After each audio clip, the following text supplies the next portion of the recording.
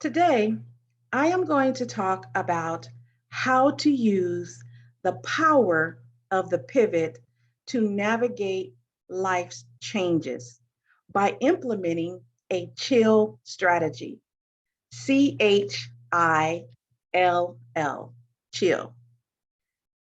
Hey sis, my name is Colette, and I created this channel as a safe space with you in mind.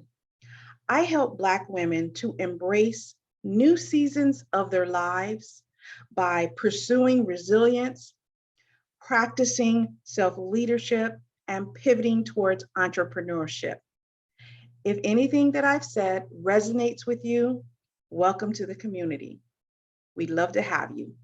At this point, I encourage you to grab a piece of paper and something to write with, or your tablet, or your notebook, or your phone, whatever you use to take notes. You'll see me looking down as I'm looking at my notes.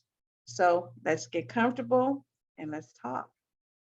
So before we move forward, I kind of want to provide a few definitions. We often hear the word change and pivot used interchangeably. Though they are closely related, they're different. Change is generally defined as something that has become different.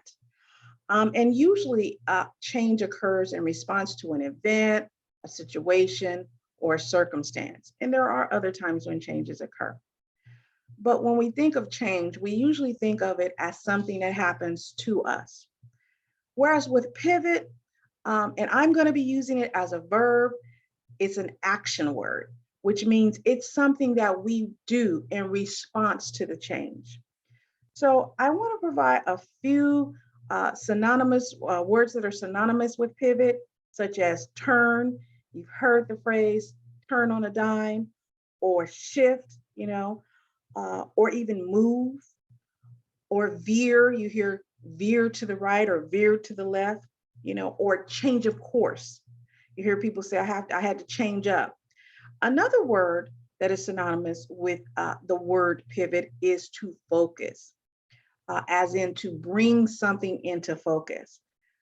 When we talk about pivot is something that we do quickly.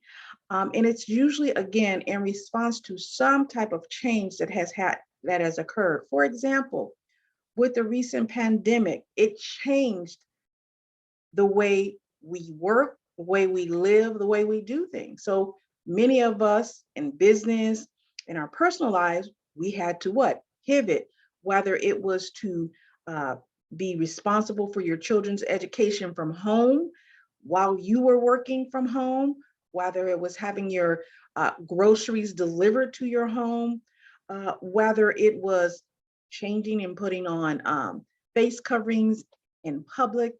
These are things that we had to do quickly, and we had to adjust to a change. It was the way we pivoted to adjust to a change.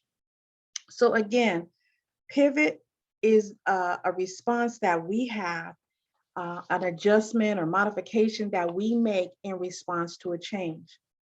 So today, I want to provide 4 things that we can do to successfully navigate a change by using the power of the pivot. And I came up with a strategy that I will call CHILL, CHILL. And I wanted to use that acronym because sometimes change can be very, very stressful. It could be very hard to deal with. But my goal is for us to go through change and, as much as possible, do it in a peaceful way, in a way that will not bring us any undue stress. Because change can be stressful for many of us. I would not be honest if I were to say that all change is great and all change is welcome. Sometimes change takes us time and we have to catch our breath. Sometimes it gives us anxiety. Sometimes it makes us, just shut down. So I encourage you to embrace changes by maybe considering something different. And I propose using the CHILL method in utilizing the power of the pivot. So C in chill, I encourage you to check in with yourself. Check in. How's your body doing? Our body manifests stress. I remember for years I had a knot on the back of my neck, and it was about the size of a golf ball, and it was very, very painful. Even just to touch it, I would wince with pain. And after I made some changes in my life, I don't have that anymore. But just wanted to give you an example of the body manifesting different things, stress, what have you. So check in with your body, check in with your mind. A lot of times we may not manifest a physical or negative physical reaction to stress. Sometimes it's in our mind. Sometimes we can't sleep, we can't eat, our mind races. So check in with yourself and ask yourself, are you okay? Am I okay here? And check in with your spirit or your soul. How is your spirit or soul handling this change? How is it reacting to this change? And so with the C part of chill, that's where we want to kind of do an assessment. We want to check up. We want to see if we're okay in these areas. And if we're not, we need to find out what do we need to do to make ourselves better. And I'm not saying that we're going to be 100% back to where we were before this change happened. Because keep in mind, changes are something that happen to us. It's not just something we necessarily ask to happen. Sometimes we ask for changes to happen, but a lot of times we don't. So C, check in with yourself.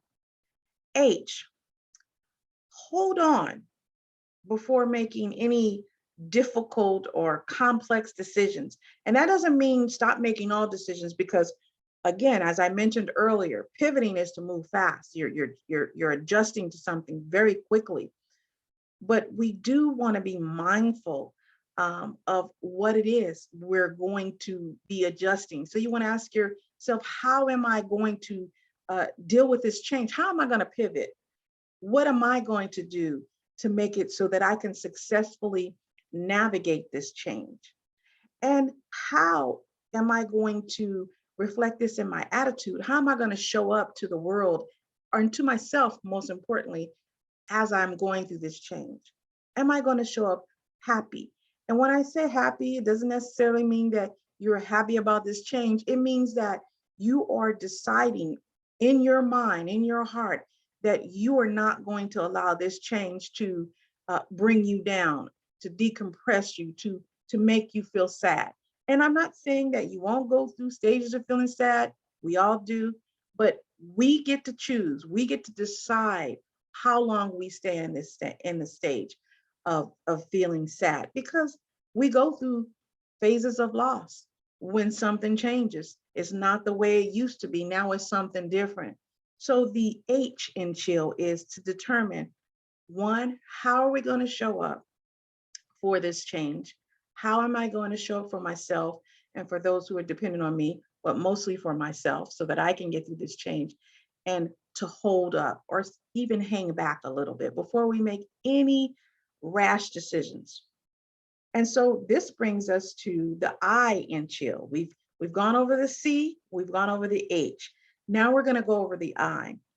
I is being intentional about your next moves. And what I mean by that is, we know that with a pivot, I've said that it's moving. And it may not be a big move. It may be a small move. It may be an incremental move. It may be a huge leap. Maybe all different type of situations, depending on what the change is and what has occurred. But we want to be intentional about the next move. We want to make sure that we have all of our ducks in a row. But we also want to make sure that the move we make will be the most beneficial. Now, having said that, sometimes we're going to make a move and it's the wrong move. And I don't like to say the wrong move. What I will say, it'll be the move that may not have been the most effective. And at the same time, we may make a move for a temporary basis with the intent of having to make a different move. Because Again, going back to the situation we're in this world, this pandemic, we've had to make some short-term changes. Then we had to change back and do some other things. And we may have to do some longer-term things. So I is being intentional. L, the first L in CH.I.L.L. What is the lesson? What lesson is to be learned from one, the change, and two, the pivot to the change? Always a lesson. Maybe a big lesson, maybe a small lesson, but one thing that I have learned is that lessons are priceless. I didn't say they're free. What I said is they're priceless. I treasure lessons, even painful ones. Why? Because lessons are a way that we can build our growth muscles. It's a way that we can prepare for things to come. And the thing about lessons is they can be shared. There's an old saying, smart people learn from their mistakes, but wise people learn from other people's mistakes, excuse me. You don't have to, doesn't have to be a mistake for you to learn. It could just be something as simple as having to change, having to adjust, having to modify. So the first L in CH.I.L.L is lesson. What is the lesson? And one of the things I encourage you to do is to write down the lesson. I'm all for journaling.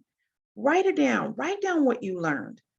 Write down what it is you discovered about one, the situation, two, your reaction to the situation, and three, how you would have done something differently if you think it could have been done in a different way.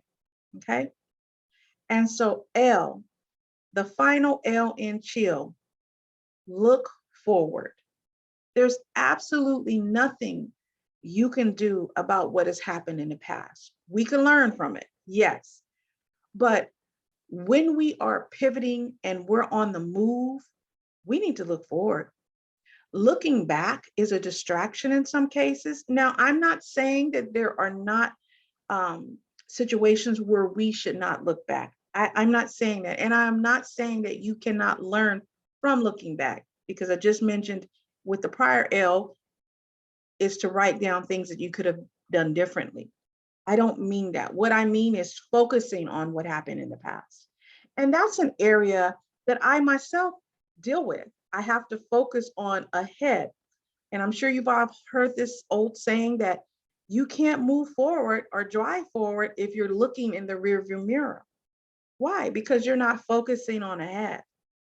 So hopefully this has been helpful for you, using the CH.I.L.L method to navigate changes by using the power of a pivot. First C is to check in with yourself. H is to hold on, hang on, okay, and ask yourself how. I is to be intentional. The first L is the lesson. The second L is to look forward. Again, change happens all the time. You've heard people say the best laid plans. One of the things that I used to put on my email when I used to send them out to the staff is I would let them know what my plans were for the day.